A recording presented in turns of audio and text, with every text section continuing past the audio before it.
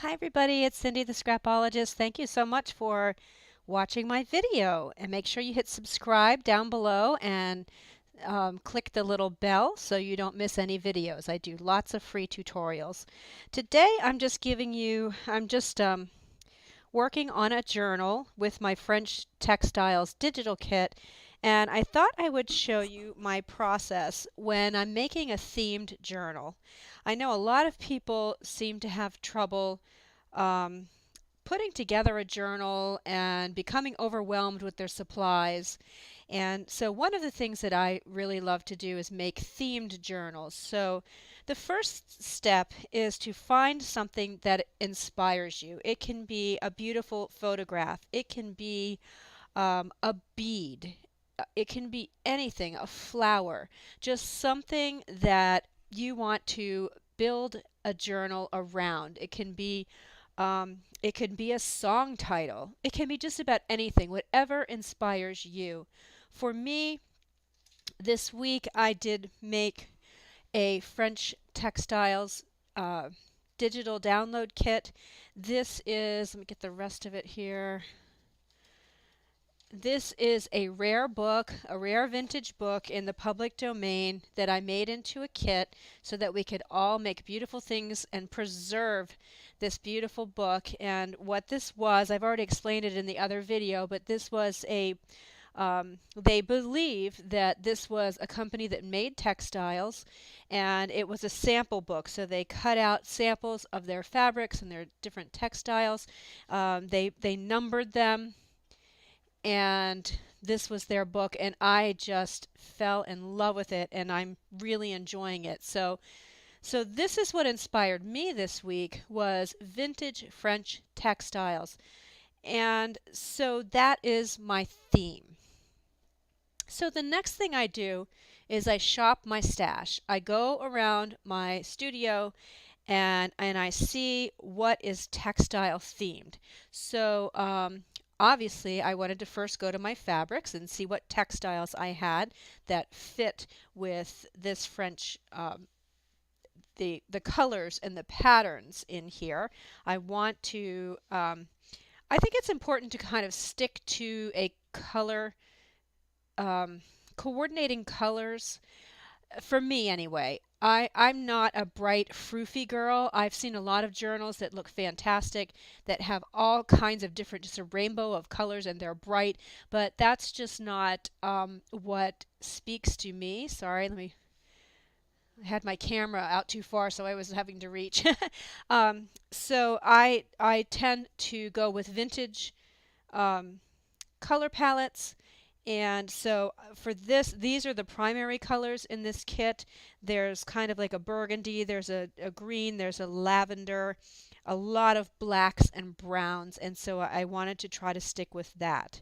And obviously anything white or cream would be part of this color palette.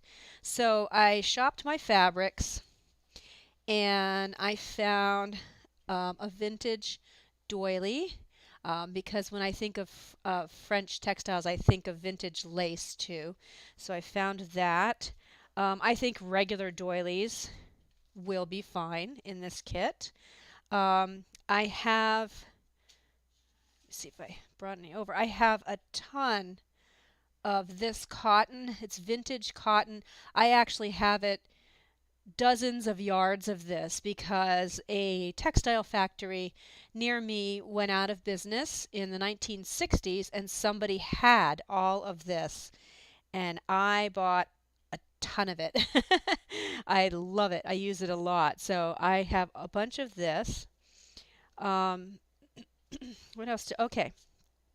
The other thing I did was I took the collage sheet from the kit and I actually printed it on fabric. So now I have um, these beautiful vintage French textiles actually printed on fabric. So I have that. I had some, um, it's a vintage tablecloth, I believe it was, that had a quilted look. It was a bunch of squares. And so I cut out some of the squares. I thought that they looked really like they would go with this.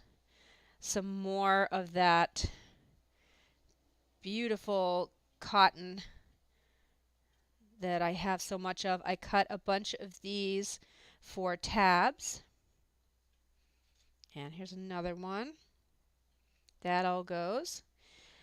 I had some more lace, and so I folded.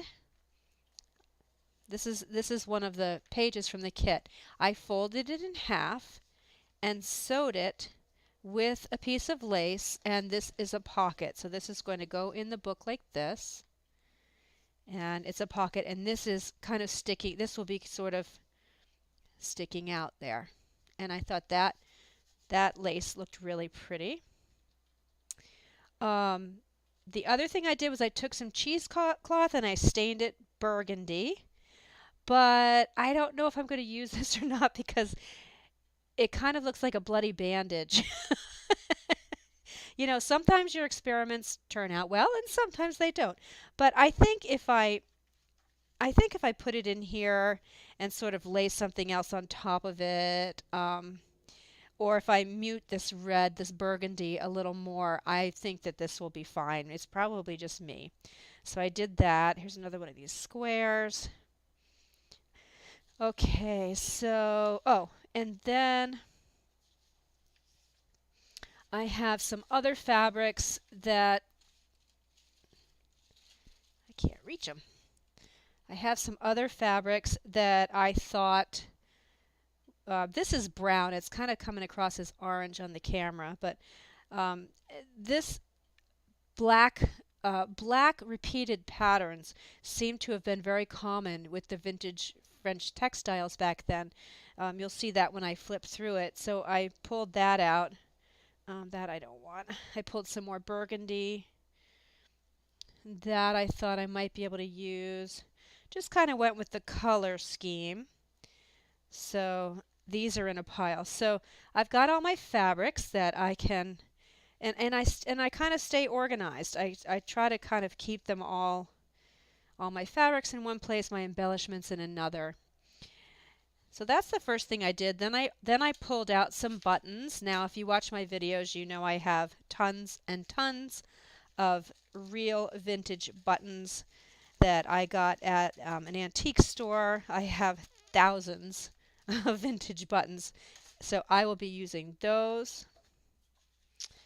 And I found some beads that I thought were, some of these look kind of like boho beads, but some of them, the brown ones, some of them definitely fit in this color palette as well. So I did start working with the fabrics, and I made a few things. And when I finish this journal, I'll definitely do a final flip through and show you everything. But I put this, the other thing I pulled out, actually I went and grabbed these from my mother, different colored safety pins. I heard that she bought these yesterday, and now I have them. Thanks, Mom. But in exchange, she's coming over to get some sari silk, so, you know, we work well together. We can shop each other's stashes. So I put this piece of fabric on a safety pin, and let's see. So this is a piece of muslin, and then this is that beautiful vintage cotton that I have a ton of. Sewed a button on, took a little saying that I pulled out from a vintage book and glued it on there, and that's going to look beautiful. And then I just call these like fabric clusters or textile clusters. I don't really know.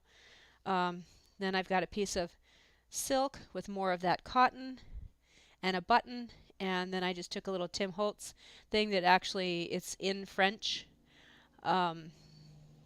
sewed around it and glued it all together.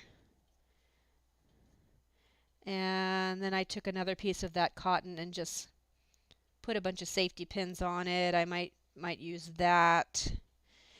Actually, today is another super rainy day here in Maine, and I think this is what I'm in the mood for. I'm going to be making a bunch of textile clusters today.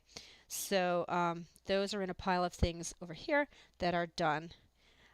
Um, and let me see what I did inside here. I did just a couple of things. Um, it's just the coolest look. I just love it. Okay. Oh, okay.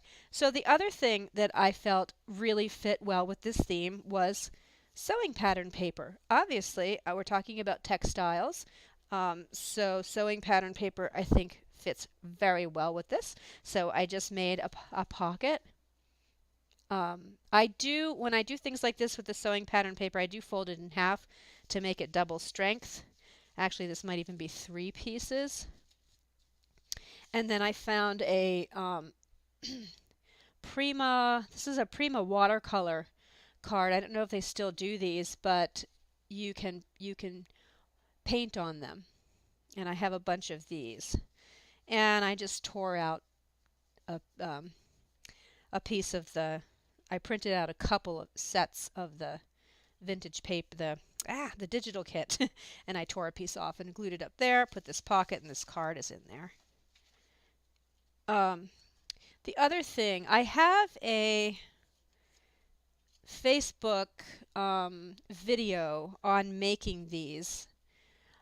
I was inspired by Amity Bloom, Nazi at Amity Bloom, to make a whole bunch of these. And so I did a video on how I kind of did my version of these. And I thought these have textile on them. They have the embossed. They are in the color scheme. So I sewed one on the edge of my page. I did that. And I have another one here over in my embellished pile. And I really haven't done a lot inside yet. I'm focusing more on making my embellishments first. Okay, another one of those watercolor cards that I just put on with some washi tape. And I made a belly band that with some piece of trim that I felt the colors were really fit. And put another piece of that cotton, no, that's a piece of muslin, sorry.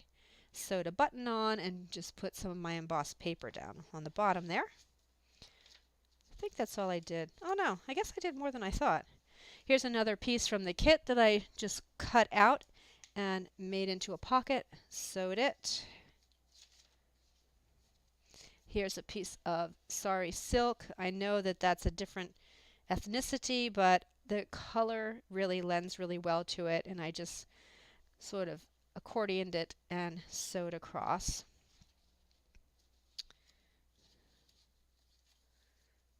And this I made this morning. I took a vintage book page, and this is sewing patterned paper on the bottom that I just kind of folded and put down, sewed the whole thing around, and then I took one of the fabric clusters that I've been making and glued it across the top, and this is the tuck spot. And that is the fabric cluster, so it's more of that cotton. It's a piece of sewing pattern paper sewn across the top, and then I sewed 3 buttons on. And it's kind of off center. I didn't put it across the top. I don't like things to look all linear and even. That's just my style. So I did that. And that's about all. Oh, I just love this. It's just really inspiring me. I'm having no trouble at all coming up with ideas for this. I made another sewing pattern double pocket. I have a tutorial on how to do these with book pages, and I decided to try it with sewing pattern paper. So maybe if you request it, maybe I'll make a video on how I did this. But I thought this was really cool because it had an old piece of tape on it. And so that's going to go in here too. That goes in my, see over here I have a little pile of my embellishments that are made. So when I start to go through and decorate, I can have lots of fun doing that. Okay, hope I didn't make you seasick. I also made another pocket with some lace. So I took a vintage book page and actually 2 vintage book pages because it makes it a little more strong. And I sewed a piece of lace around the edges, put another piece of that muslin, and sewed a button on. How cute is that? And it's just gonna look so nice in here. Okay, that goes in the done pile. And I have, so when I printed the kit, when I print any kit, usually what I do is I print the collage sheet on a regular sheet of paper. Then I print it on tissue paper. I usually print several on tissue paper. You know, I'm addicted. Oh, there's another piece of fabric I thought would look nice. And then this time, I also printed the collage, as I told you, on a piece of fabric. This is bed sheet. That's all it is, bed sheet. So I always do that, and this just gives you, if you print it these 3 ways, right there, look at the beautiful stuff you have to work with. So think about what you can print on, and not just tea stained paper. Then the other thing I did, so I was thinking about this era, but it also made me think about where I live. Here in Maine, we have just, I don't know how many hundreds, probably hundreds is exaggerating, but we have many, many, many abandoned textile mills. Maine, maybe all of New England actually, because we have so many rivers. It was a huge, textiles were a huge industry for us, and they've all gone out of business. And so now we have these humongous brick buildings just sprawling along the rivers.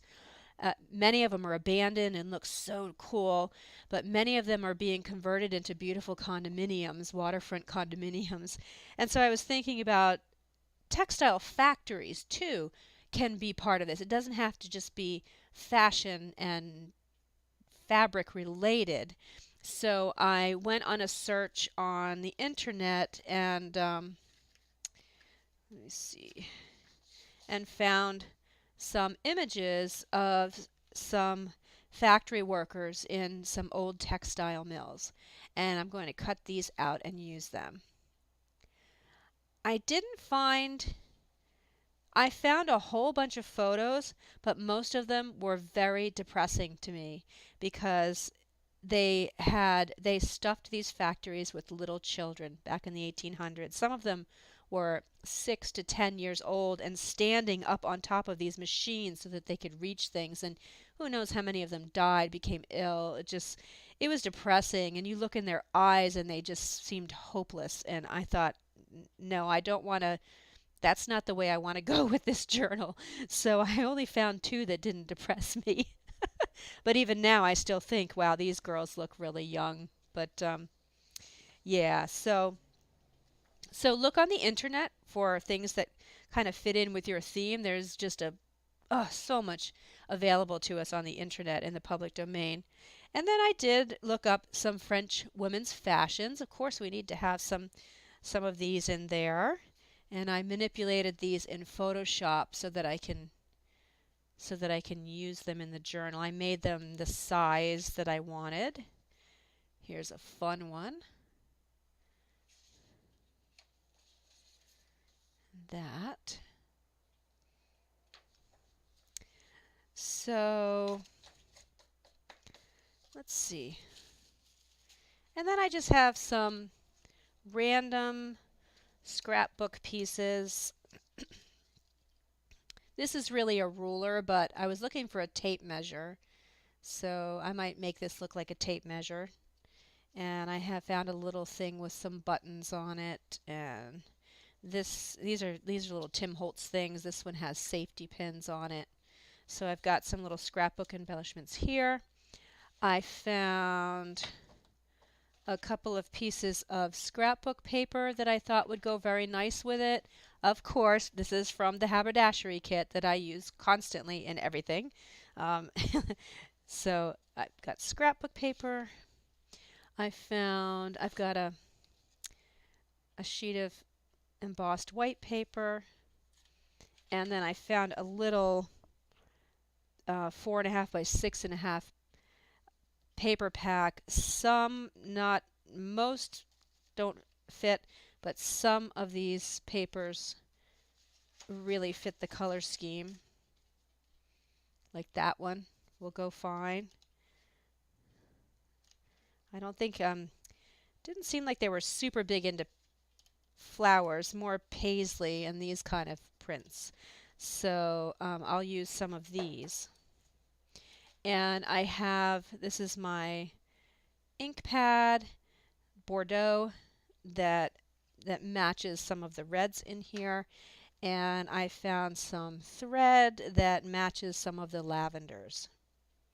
So that's what I do. Oh, and I always also have some quotes that I had printed onto tea stain paper, and one of them is in French, so I'll cut that off and use that. So that's what I do.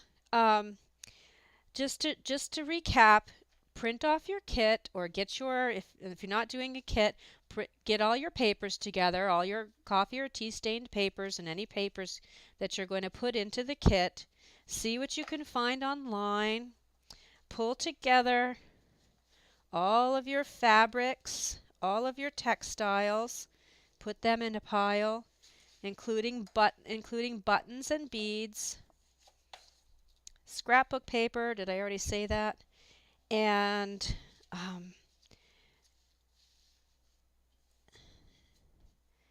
then just start putting it together. So I hope that helps you to not feel so overwhelmed. I hope that inspires you to try a themed journal. It's lots of fun, it's relaxing, and it helps you shop your stash too, which is a really good thing. So feel free to convo me below if you have any questions. I would appreciate a thumbs up or a comment on the video. Still trying to grow my shop into a full-time endeavor, and you guys are just really helping me with that and showing me lots of love, and it's really appreciated. But keep it up. We have to keep going. Okay. All right. So when I finish the journal, I will do a full flip through. I'm not sure when that will be because I don't want to be pressured to finish it. I just want to really take my time and enjoy this. And I think it's going to turn out beautiful. Thanks again for watching. Go try a themed journal. You'll love it. Have a great day.